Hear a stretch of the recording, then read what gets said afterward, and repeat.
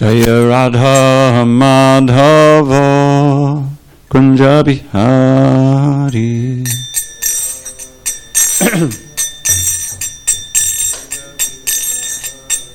Jaya Radha Madhava Kunja Bihari.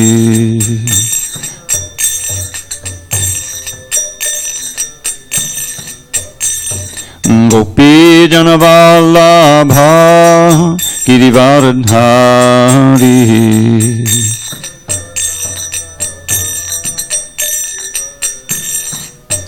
Jaya Gopi Janavallabha Girivardhari.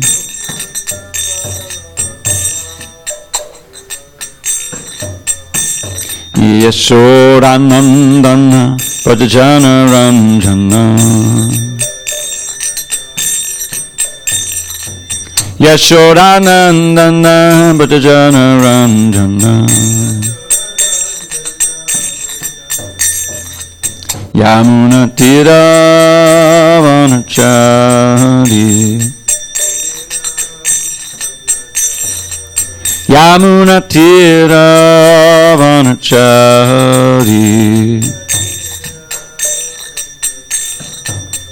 Jaya Radha Madhava Kunja Bihari.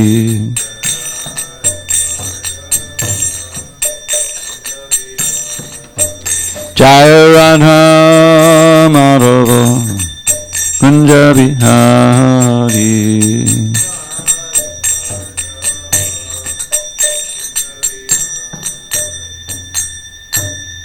Jai Mr. Paramahamsa, Bhagavatsaptaha, Ashtottara to the Srimad Divine Grace, Srila A.C. Bhakti Vedanta Swami Prabhupada ki Jai, ISKCON BBD Founder Acharya Srila Prabhupada ki Jai, Jai Vishnupada Paramahamsa, Bhagavatsaptaha, Ashtottara to the Srimad Divine Grace, Srila Bhakti Siddhanta Saraswati Thakur ki Jai, Ananta Koti Vaishnavinda ki Jai, Nama Acharya Srila Haridas Thakur ki Jai, Grantaraj Srimad Bhagavatam ki Jai, Samaveda Bhaktivinoda ki Jai.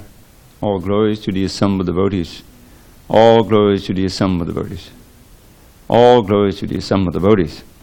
All glories to Sri Guru and Gauranga. First of all, Glenn, can you close the closet? Close the closet door. Thank you. Okay.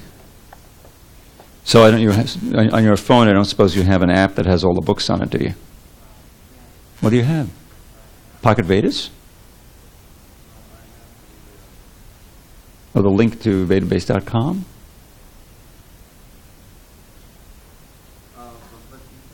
No, we need Bhagavatam. We need Bhagavatam. Can you get on the internet? Are you not on the? Oh, can you get on the internet with that? Oh, you couldn't get it by just the satellite? Okay, but you're not going to download anything. Actually, we do have a... Give him the book. The book is on the shelf. We have a book. You can look at the book. And give him a stand, too, with it. And next time... Are you here for a few days? Okay, so for tomorrow... It's not, well, you can't download the app, but we can give you the link to vedabase.com. Yeah, you don't really have to download anything. I mean, you can just get on there.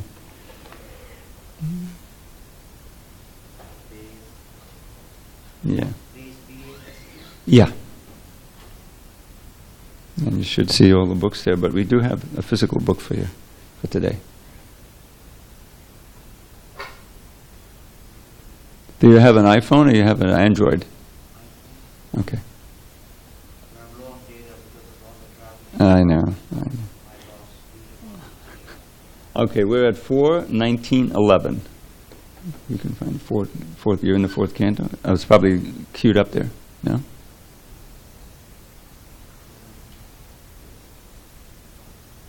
Okay. You're down at the bottom. All right. Okay. And you have yours, 419.11. Narayanam namaskritya narang chaiva narottamam devim saraswatim vyasam tato jayamudiyat. Before reciting this Srimad Bhagavatam, which is our very means of conquest, we should offer our respectful obeisances unto Lord Narayan, the Supreme Personality of Godhead, unto Narayan Rishi, the supremest human being, unto Mother Saraswati, the goddess of learning, unto Srila Vyasadeva, the author, and unto Srila Prabhupada, the translator, commentator, and our spiritual master.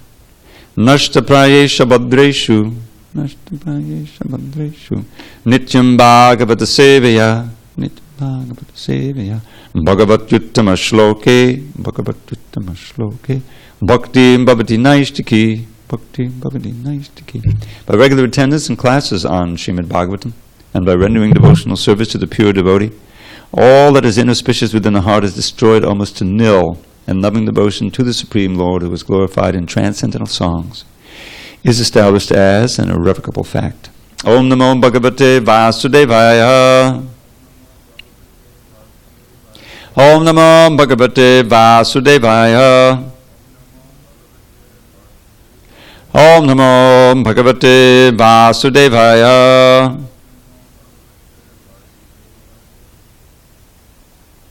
On this 29th day of September, 2019, in SanDiego, we're reading from Srimad Bhagavatam, translation and commentary by His Divine Grace A.C. Bhakti Swami Prabhupada. We're in Canto 4, the creation of the Fourth Order.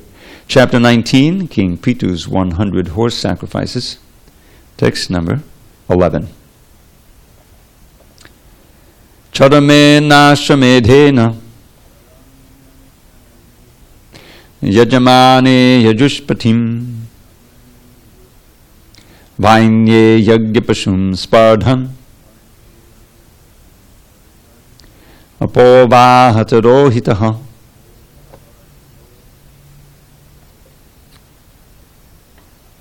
Chadame nashramedhena yajamane yajushpatim vainye yagyapashum spardham apovahatirohitaha. Chadame nashramedena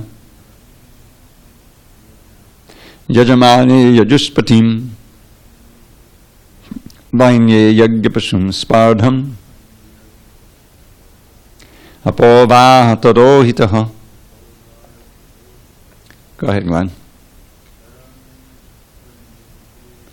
Chadame nashramedhena yajamane yajushpatim vainye yagyapashum spardham apovahatirohitaha. Chadamena, by the last one. All right, I'll just read them. You can read along too. Ashramedena, by the Yashrameda sacrifice. Yajamane, when he was performing the sacrifice. Yajupatim, for the satisfaction of the Lord of Yagya, Vishnu. Vainye, the son of King Vena. Yagyapashum, the animal meant to be sacrificed in the Yagya. Spardhan, being envious. Apovaha, stole. Tirohitaha, being invisible. Okay, so the subject of the sentence is Indra. Translation. When Prithu Maharaj was performing the last horse sacrifice, Ashrameda Yagya, King Indra, invisible to everyone, stole the horse intended for sacrifice. He did this because of his great... Oh, there goes the water. Wipe it up. Thanks. He did this because of his great envy of King Prithu. Purport. King Indra is known as Shatakratu, which indicates that he has performed 100 horse sacrifices. Ashrameda Yagya. You're going to need another one probably, but go ahead. We should know, however, that the animals sacrificed in the Yagya were not killed. If the Vedic mantras were properly pronounced during the sacrifice, the animal sacrificed would come out again with a new life. That is the test for a successful Yagya. When King Prithu was performing 100 yagyas, Indra became very envious because he did not want anyone to excel him. Being an ordinary living entity, he became envious of King Prithu, and making himself invisible, he stole the horse and thus impeded the yajna performance. Om Jnana Timarandasya Jnanandana Shalakaya Chakshur Unmilatam Mena Tasmai Shri Gurave Namaha. I was born in the darkness of ignorance, but my spiritual master Srila Prabhupada opened my eyes with the torchlight of knowledge. I offer my humble obeisances unto him and all members of Sri Parampara. So, King Prithu is on the earth and Indra is in the heavenly planets. But because of the magnificence of his sacrifices, he has performed 99 Ashwamedha sacrifices. And we've heard earlier how even Vishnu came down, and the Gandharvas and all kinds of members of the heavenly planets, and they were celebrating this wonderful feat of King Prithu, who not only performed these sacrifices, but had resurrected the productive quality of the earth planet, and he was being the ideal king. And Indra, as is his wont, he tends to veer into the mode of passion. And that mode of passion is characterized by envy and self-centeredness. And even though Indra is a devotee, has a very responsible position, he periodically gets into this mood and mode. So he's very envious of Prithu, and he's afraid that Prithu is going to become so qualified that he'll take his post. And so he stole the last horse so that the sacrifice couldn't be completed. And we'll see the result of that. There's a lot of ramifications. But before we go on, I want to refer to a section of the 11th Canto, Chapter 3, text 18 to 21. Now text 21 is this famous verse, Tasmad Gurum Papadyeta Jigyashu Shreya Uttamam. If you want the ultimate good in your life, you need to search out a guru. And who is that guru? Shabde Padechanishnatam Brahmanubhashamashayam. That means that someone who is completely absorbed and perfectly knowledgeable of the two aspects of the Supreme, namely the Supreme Personality of Godhead and the Vedic literature, the revealed scripture. And the other qualification is completely detached from any material affairs. Now, before this verse, there's 3 verses describing the impossibility of being happy in the material sphere, including the heavenly planets. Because we're talking about how Indra is, he's not happy. He's worried. And even though he has all of these facilities for enjoyment, he's worried that King Prithu is going to take his post. So, these are very nice verses. I'm not going to read the translations because they're kind of purporty, but I'll give you a translation from the synonyms. So the first one, this is Prabhuda Uvat. Prabhuda is one of the 9 Yogendras. They have these several chapters they appear. The 9 Yogendras are sons of Rishabdev, most exalted sons of Lord Rishabdev. They're completely detached, great yogis and devotees. And they travel around the world, or around the universe, completely naked. And whenever they see a receptive soul, like King Nimi, they're going to give instruction. So they're giving instruction one after another. So he says, Karman yarabamananam dukkha hatyai sukhaya cha pashet pakavaparyasam mituni charinam ninam. So karman yarabamananam means you undertake in an ordinary life, material life, you undertake all kinds of fruitive activities. And what's the purpose? This is universal, even below human beings and heavenly planet, wherever you are in the material sphere, this is what you do. In order to diminish or destroy your dukkha, your unhappiness, and to increase your happiness. This is a universal point. But one should see, by one's intelligence, that you get pakaviparyasam. Pakaviparyasam means when it's cooked, paka means like we have a swapacha. When it's mature, when at the end of the day, so to speak, you get just the opposite. Your misery increases and your happiness comes down to nil. If no sooner than when you're at the point of death, where you're practically the materialist is most unhappy, and there's absolutely no facility for enjoyment. So in other words, all of that lifetime of trying to increase happiness, decrease misery, ends up in misery unlimited and no happiness. And who are these people who are doing this? Mitunichadinam nanam, the ordinary people who get together as man and wife to enjoy sex life and that. So that's on this plane. Then he says, he continues, Nityati dena vittena durlabena mrityuna grihapatyapta pashubi kapriti saditas chalai. So he's just, in order to enjoy in this material world and to ward off suffering, what do you need? Money. So that's what this verse is about. Nitya arti dena vittena. He says wealth is a constant source of pain. You get it, then you have to try to hold on to it. Then if you spend it, you have to worry, am I being cheated? What did I buy really live up to expectations? So in every step of the way, more money brings a lot of pain. And whatever you get with it, grihapatyapta pashubi, he gives a little summary here, home and children, relatives, and domestic animals, cars, vehicles, you can extend. They're all chalai, unsteady. They come and they go. They're temporary. You're permanent as a soul, but everything that you buy and everything that you have is temporary, including your body. So ka priti, where can there be any lasting happiness in this? So that's this plane. Well, how about heaven? That's the next verse. And very pertinent because that's what we're talking about. Indra's in heaven, but his anxiety. Even though he doesn't have any enemies up there, he thinks that Prithu is his enemy. So, evam lokam, in this way, in the world after this, the heavenly planets, one should understand, is also impermanent. And you have to work so hard and perform so many sacrifices in order to get there. That's the first thing. And when you get there, satulya, there are those who are your equals, or rivals. Just like Indra, he's got a rival there in Prithu. He also has rival in Bali. We read in the 8th canto, how Bali Maharaj, he was the grandson of Prahlad. He's a great devotee. But at first he manifested as a demon, a great military leader.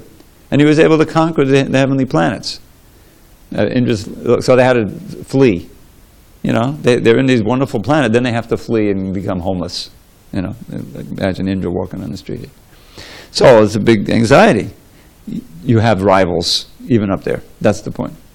And because of that, atishaya dvangsam, rivals and superiors, and the whole thing can be destroyed, just as you have rivalry here on this planet, this earth. It may be very nice for a while, but these rivals, and eventually, as Krishna says, if nothing else, chine punya madhya lokam vishan. Your piety, which is like credits in the bank, punya, when you get to the heavenly planets, you're enjoying like anything, you're spending it. And then chine punya, when it's used up, down you come to earth. He doesn't say earth, he says martya loka, the world of death. You didn't make any progress. You just got a huge distraction in the heavenly planet. You see what I'm saying? So therefore, if you want ultimate shreya, the ultimate good, which means decreasing your dukkha down to zero and increasing your happiness up to infinity and not to be destroyed, you have to go to the spiritual world, out of this realm entirely. That's what I'm pointing at. So back to our rivalry here going on. I'm going to read the next verse and see what happens. Tamatrir bhagavan aikshat swadharmanam vihayasa amuktam ivapakandam yo adharme dharma vibhrama. When King Indra was taking away the horse, he dressed himself to appear as a liberated person. This is sannyasi, Prabhupada will explain. Actually, this dress was a form of cheating, for it falsely created an impression of religion. What does it say? Adharme dharma vibhrama. In other words, our dharma was dressed as dharma. And this is very common in Kali Yuga. When Indra went into outer space in this way, the great sage Atri saw him and understood the whole situation. Purport. The word pakanda, used in this verse, is sometimes pronounced pashanda. Both of these words indicate an impostor who presents himself as a very religious person, but in actuality is sinful. Now, just a note on this. When we read the 16th chapter of Bhagavad Gita, we come across a description of the demons in that chapter, after a nice listing of the qualities of the devotees. And you know what the first quality is? Dambha. Dambha means exactly this. Out of pride, presenting oneself as very religious when actually being irreligious. And that's legion. That is very widespread in this age. It's very dominant. Both of these were indicating impostor. Indra took up the saffron-colored dress as a way of cheating others. This saffron dress has been misused by many impostors who present themselves as liberated persons or incarnations of God. In this way, people are cheated. As we have mentioned many times, the conditioned soul has a tendency to cheat. Therefore, this quality is also visible in a person like King Indra. It is understood that even King Indra is not liberated from the clutches of material contamination. Thus the words amuktam eva, meaning as if he were liberated, are used. The saffron dress worn by a sannyasi announces to the world that he has renounced all worldly affairs and is simply engaged in the service of the Lord. Such a devotee is actually a sannyasi or a liberated person. In the Bhagavad Gita 6.1 it is said, Anashrita karma palam karyam karma karotiya sasanyasi chayogi cha naniragniya chakriya. One who is unattached to the fruits of his work and who works as he is obligated is in the renounced order of life, and he is the true mystic, not he who lights no fire, performs no work. In other words, one who offers the results of his activities to the Supreme Personality of Godhead is actually a sannyasi and a yogi. Cheating sannyasis and yogis have existed since the time of Prithu Maharaja's sacrifice. This cheating was very foolishly introduced by King Indra. In some ages, such cheating is very prominent, and in other ages, not so prominent. It is the duty of a sannyasi to be very cautious because, as stated by Lord Chaitanya, sannyasira alpat chidra sarva loke gai. A little spot in a sannyasi's character will be magnified by the public. By C.C. Madhya 1251. Therefore, unless one is very sincere and serious, he should not take up the order of sannyas. One should not use this order as a means to cheat the public. It is better not to take up sannyas in this age of Kali, because provocations are very strong in this age. Only a very exalted person, advanced in spiritual understanding, should attempt to take up sannyas. One should not adopt this order as a means of livelihood for some material purpose. So Srila Prabhupada's books, you can kind of see the history of ISKCON in its first 12 years through those books, because what's on his mind comes out in the purports. So by this time, which would be mid-74 probably, something like that, he's writing the fourth canto. Or a little earlier, but basically around that time. He's already had some experience of some of his sannyasis leaving. You know, Prabhupada had great hopes, and he knew that there needed to be sannyasis in order to spread Krishna consciousness. He himself took sannyas. He was urged to take sannyas in order to increase his preaching, and he often told that he was somewhat reluctant to do that, but he did it, and he's happy he did it, obviously. But it's a big step. Especially Srila Prabhupada was a householder. He had 5 children, and for a long time he tried to do both. He was preaching and at the same time doing his business, supporting his children and so forth. But after some time, he saw that it was very difficult to do that. He wasn't getting support from his family. That was the big thing. And we actually should offer our obeisances to his good wife, who sold his Bhagavatam for tea biscuits, and there's also some suspicion that she or one of the sons took the manuscript of the Bhagavad Gita that he had written, the whole manuscript, and then it disappeared.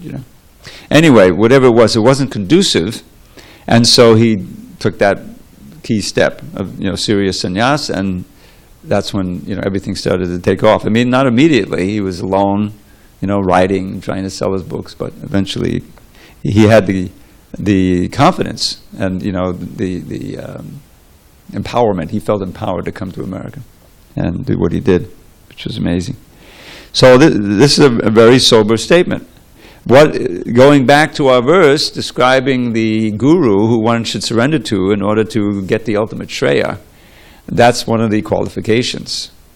Tasmad gurum papadyeja jigyasu shreya uttamam. This jigyasu, this is the interest. This is the beginning of the Vedanta Sutra. Atato brahma jigyasa. Now in your human form of life, don't waste it pursuing these flickering sense gratification just like an animal. This is Rishabhadev's instructions. Understand the great treasure you have. What is it that Uttista Jagata Prapa Varana Bodhata? He says, get up, wake up, and understand. This is from the Vedas or the Upanishads. Understand the great treasure of the human form of life, and try to go back to Godhead. Yes, the rest of the verse goes on. It's like a razor's edge. In other words, it's you can easily get diverted and become fallen. But it's worth the battle. It's the only thing worthwhile in the material world, in human life. Everything else is a distraction. So, going on with the verse, what's the qualifications of that guru of whom you can take shelter and actually get the instruction by which you can proceed toward the ultimate good? Shabde pare chanishnatam brahmanupashamashayam. So the first thing is positive, is that it completely absorbed and knowledgeable of the Shastra. And we learn from the Shastra, the definition of an Acharya is that he knows the Shastra, lives the Shastra, and teaches it. Teaches the principle, takes the trouble to teach. Those three elements are there. And that's really what the bona fide guru does. So Shabde is the Shastra. Pare is short for the Supreme Absolute Truth, the personality of Godhead. Shabde Nishnatam, completely fixed and realized. But on the other side, these two aspects of Brahman, or Absolute Truth, Upashamashayam, completely renounced, which is the definition of sannyas. Nyas means finished with every trace of attachment in the material world. And here it's reiterated as a qualification of a real guru who you can take shelter of. So this is our parampara is made up of ideal examples of that. And it doesn't mean that you can't be a householder. Bhaktivinoda Thakur was known as the seventh Goswami. Even though he was doing his job as a minister and a judge, and he was raising 10 children, and doing all that, he was still completely renounced. He spent incredible. He'd wake up in the middle of the night and write all these books, and preach and start. He found the Yoga Pit and had a temple raised there. Where he was showing how it's not the externals. Of course, it's a lot easier. It's a lot more simple if you're in an ashram and you're detached from all that physically. But it's not essential. The main thing is the consciousness. So this cheating, this is one of the, Prabhupada said, the 4 defects. I always like to think of them in order. There's an order to them. The first thing is we're trying to understand the world and things, but we're doing it through imperfect senses. And inevitably, an imperfect mind, which is the center of the. Inevitably, therefore, we make mistakes. The classic is a little child looks up and he sees the sun and he thinks it's this big, right? It's millions of times bigger than the earth. But because he doesn't understand, his senses are telling him it's this small. And there's a million other ways that we know our senses deceive us. So we make mistakes. And when we continually make a mistake, and it becomes impacted, and it's taught by others, and that's called an illusion. So it's imperfect senses lead to mistakes, and mistakes, when they're carried out, mean illusion. And then when we pass on that illusion, by teaching it, we become cheaters. We may not even know we're cheaters, but we're cheating people, we're giving them false information. And these defects are there throughout our conditioned life. They're most, prominent in human life because that teaching is there. In lower life, they have no hope.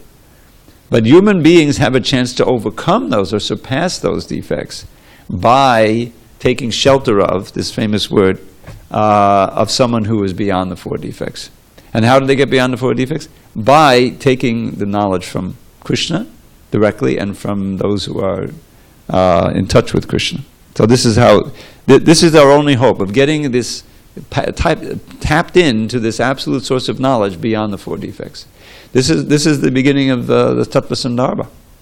When you read the 6 Sandarbhas of Jiva Goswami, which are really foundational philosophical works, all based on Bhagavatam, the first Sandarbha, which I happen to work on, editing, establishes, the main point there is establishing the Bhagavatam as the ultimate pramana, beyond the 4 defects. And he shows why other sources, even the Vedas. I want to study the Vedas.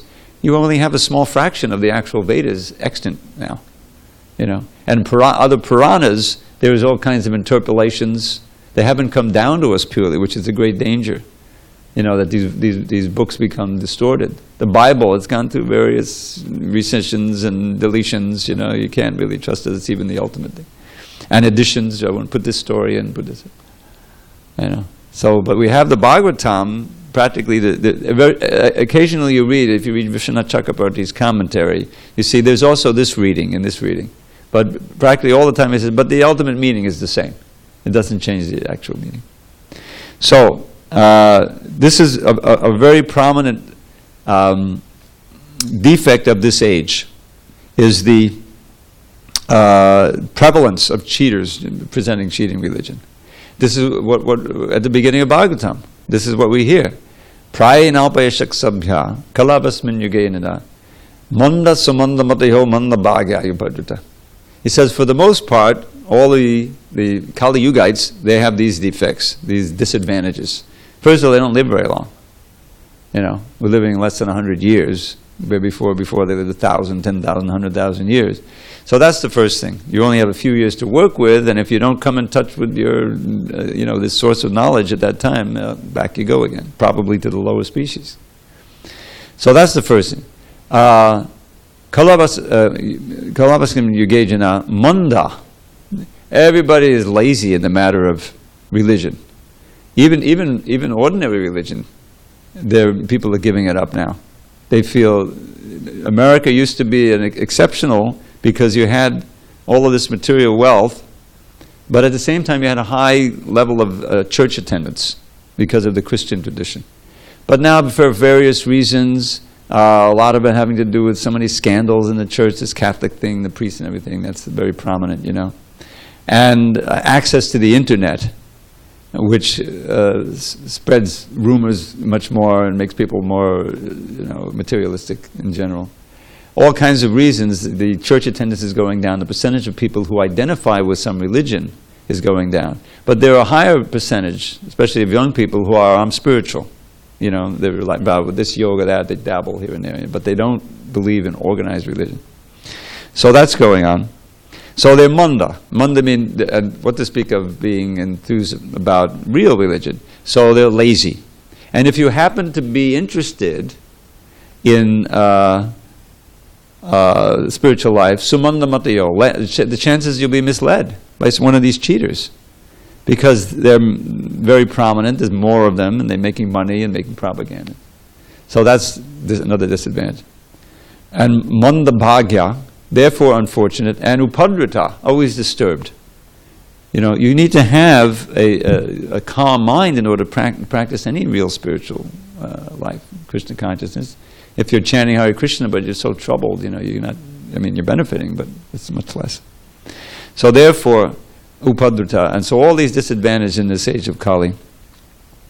And so we need to, therefore the Bhagavatam and the other literature Srila Prabhupada has given us are essential, because you could be protected. When you understand the real standard of religion, then you can say, well, wait a minute, you're just cheating. You're not presenting as it is. So that's why right at the beginning of Bhagavatam, you'll find the sages asking this question, what is that actual dharma by which the living entities can become really happy, supersedity? And the answer, right at the beginning, 2nd chapter, 6th verse, even if you just dabble in the Bhagavatam and you read, you get to that section. And then there's a whole lesson there which gives you the full program in bhakti. So what's the answer? What is real dharma? Here, the verse is about ku-dharma and adharma, right? Yes. Anyway, that's what we're talking about. Yeah. That Indra came and dressed as someone who was presenting dharma, he stole the horse, he was adharmic. So the answer is, by the sages, savai pungsang parodharmo yato bhaktir adhokshaje ahaitukya pratayata yadma supasita. It's a wonderful verse because it defines what real dharma is, what Sanatana Dharma is. So, the parodharma, the supreme dharma for all human beings in all walks of life or outside of any varnashram, is that which brings about bhakti, loving devotion, to adhokshaja. Now, adhokshaja is a name for Krishna.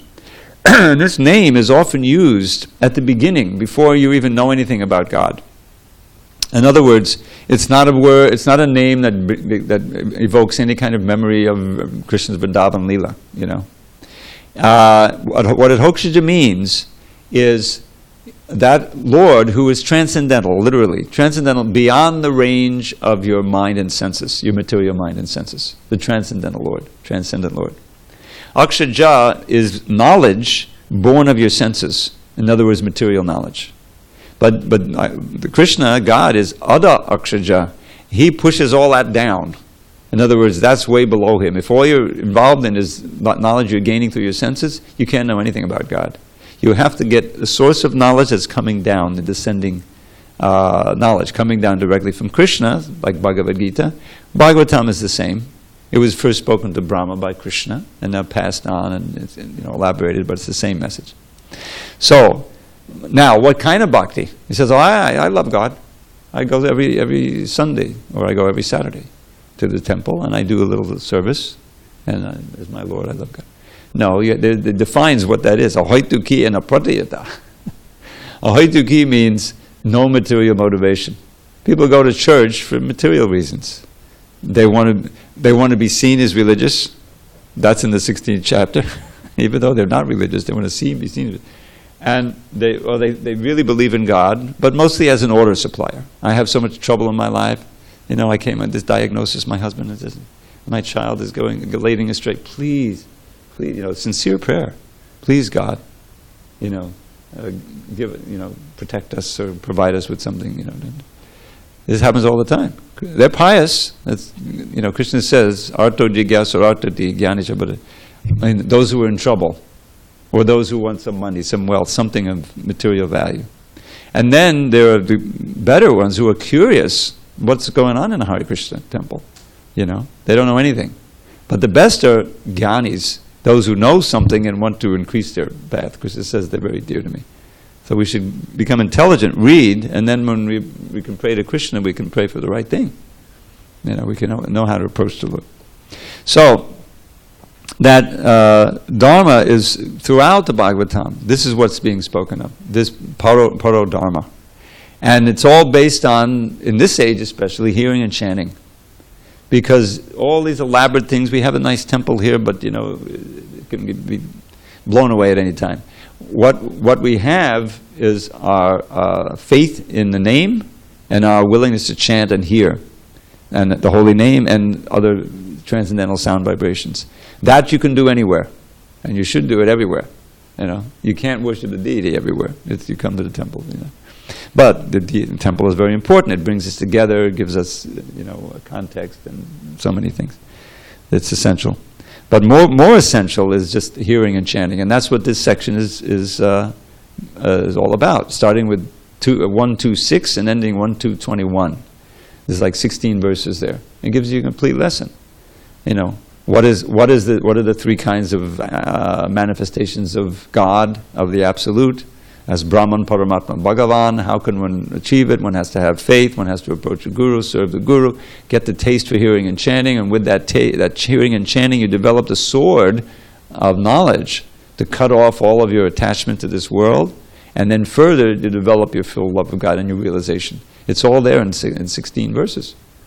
So that's real Dharma, and those who practice it and are going nicely, they are worthy of having these flags like the sannyas dress to elaborate that and to advertise that. But as Lord Chaitanya warns, you have to be worthy of that, because one little spot and people will want to insult you. The thing is, the material mind is always looking for ways to denigrate the pure religion and pure persons, because there's a challenge there. This person is actually following and is saintly, and he's giving me instruction of how I should live my life and reform my life. And the potency of that instruction is in the purity of the person. Now, if I can find some impurity, then they're all like that. It's all. You see what I mean? So material mind is looking, envious mind is looking for a way to denigrate. Like they used to say, oh, you guys are just a cult, brainwashed, whatever, This was in the 70s. And they actually would kidnap devotees. The parents would hire someone to kidnap them and take them away to some cabin in the mountains and try to break their faith, make them eat meat, and not let them chant and all these kinds of things. It happened. It's called deprogramming. This is the age we live in. Eventually, it was shot down because it involved kidnapping adults, and so the judges said, no. There was a ruling, probably 75, 76, I think it was 76, in New York. There was a big case like this, and the judge heard, both sides. They do, and he made a statement. Krishna consciousness is a bona fide religion. In other words, if someone runs off is Jewish and he wants to become a Catholic, you can't kidnap him. It's against the law. So, but the only argument was, you guys are just a cult. You're not a real religion. So he read, he heard, and he made the judgment. Krishna consciousness, because it goes way back. We have all the people from India, testifying. It's a perfectly bona fide religion. So Prabhupada saw that as a great victory. He said, this judgment means that my movement is successful, because you can always call upon that. And since that time, the practically unheard of this deprogramming business. Although it did happen once, an attempted deprogramming right in this temple. Yeah, it was like early 90s, mid 90s maybe. There was a devotee here, I forget his name now, and we were having breakfast. He was a bhakta. He'd come down here. And he was telling me how his rabbi doesn't like it, and his mother doesn't like him being involved, Jewish guy, And I said, that sounds like the programmings we used to have in the 70s. And I described what I just described to you. And so time went on, and I happened to be in LA, and I came down on Sunday night, and there was a lot of excitement in the temple. And I saw the bhakta. He was here, right about over here, and everyone I said, what happened? He says, they tried to kidnap me. But I was on my guard because you told me to watch. It was right out here. They parked the van, and they had a couple of thugs, and they lured him out by telling him, your mother is sick, you need to see. But then when they tried to, he's kind of a hefty guy, and he beat one guy, because they weren't expecting resistance, they expect terror, He knew what to look for, he beat one guy, knocked him down, ran back in the temple, and they drove off. This is what was going on. So that's because people are misguided in this age. There's so many fake religions and this going on, and Prabhupada emphasizes this. I'll see if there's anything in the future purports. But this purport is very famous because it's rampant, And so we ourselves need to be honest about where we're at and how we present ourselves. And so we don't fall into this category, this cheating category. And that's part of this age, this damba, this hypocrisy. Damba really means cheating, bluffing, on the basis of wanting to be seen as a religious person because it's so valuable. You get your reputation as a yogi sage, and you get thousands of followers and so much money and what else. So Krishna conscious devotees are meant to be honest. That's and if you're genuine, you can actually be renounced. This is the thing. The power of the mantra, the power of the practice, makes it possible to really reject material life. If you're cultivating, you're experiencing a taste for spiritual life, that has to be there. It can't be faked. It has to be genuine. Krishna, you can't cheat Krishna. He's right in your heart. He sees exactly what you're doing. So as soon as you're doing something, trying to fake, you're not going to have the taste, So then, therefore, you can't really be renounced. So the whole thing depends on the sincerity, trinada pisunicheta, tororo vision, to really feel oneself helpless. That's what it means to be, feel like a blade of grass in the street. There was this, I came through Vaisheshika Prabhu, I think one of his associates, or he thought it up, What does it mean? You know, someone comes in contact with it for the first time. Well, they've heard it many times, Hare Krishna, but they don't know what it means. What does it mean? And so the answer was, I need help. You know, you would think about it. Your chanting is effective to the degree that you're feeling helpless without Krishna, that you're feeling dependent on Krishna so much so that you're calling out from the bottom of your heart. That's how the chanting is effective.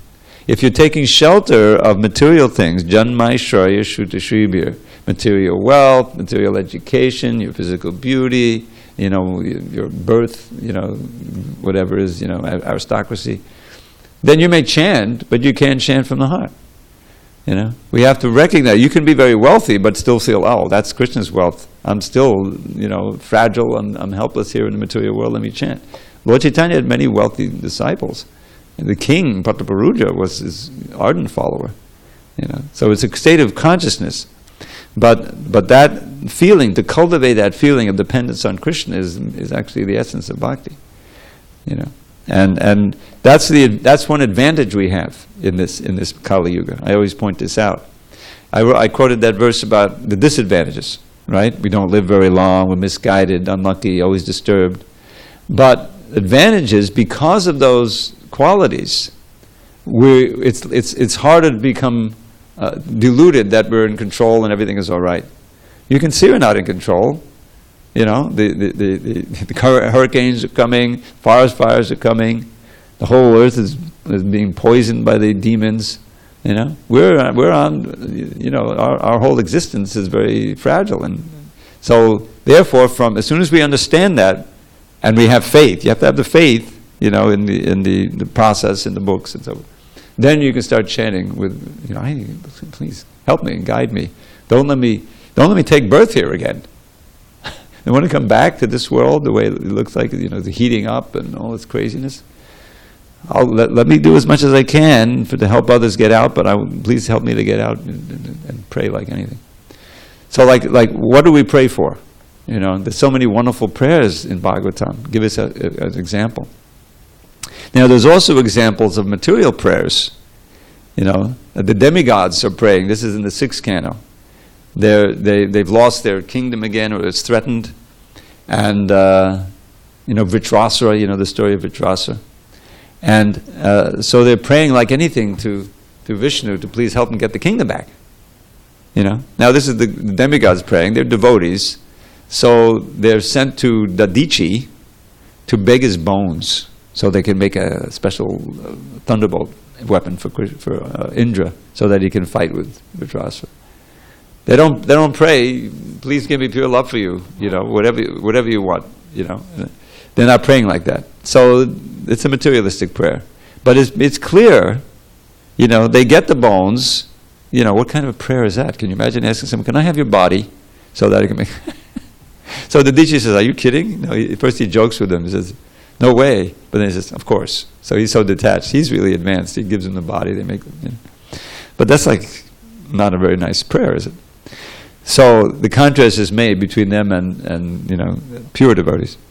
So, but in the Bhagavatam, you have beautiful prayers like Queen Kunti's prayer, you know, and she's praying Trai me anannivishya matir madhupate sakrit rataman vahataradha gange bhaugamadhanvati. You know, oh Maru's Lord, he was the Lord of the Maru dynasty, you know, or Madhava. Oh Madhava, please ever fill my mind with thoughts of thee, not any other kind. As Ganges torrent flows into the sea, let all my love flow constantly to thee.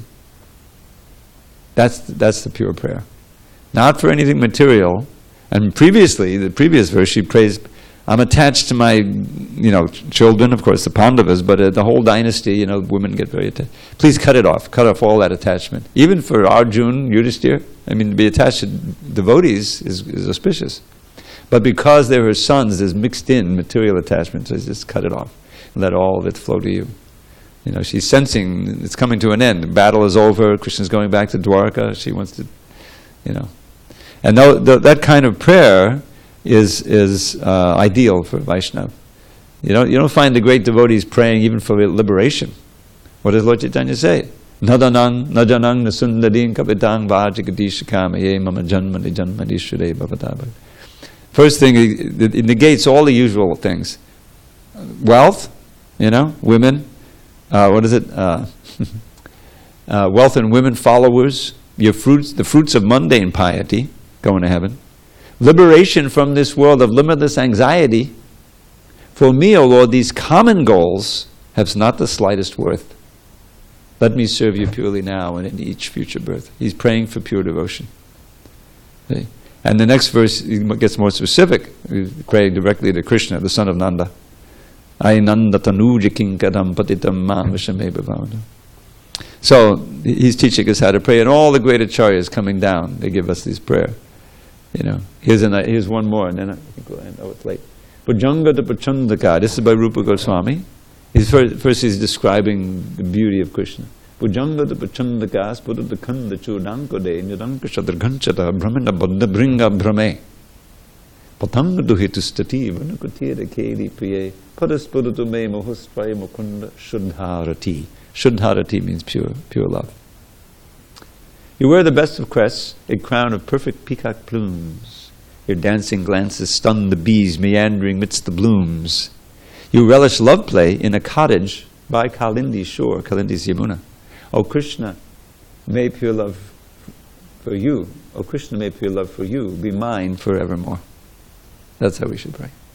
Any questions or comments on this section of the Bhagavatam? Okay. All glory to Srila Prabhupada.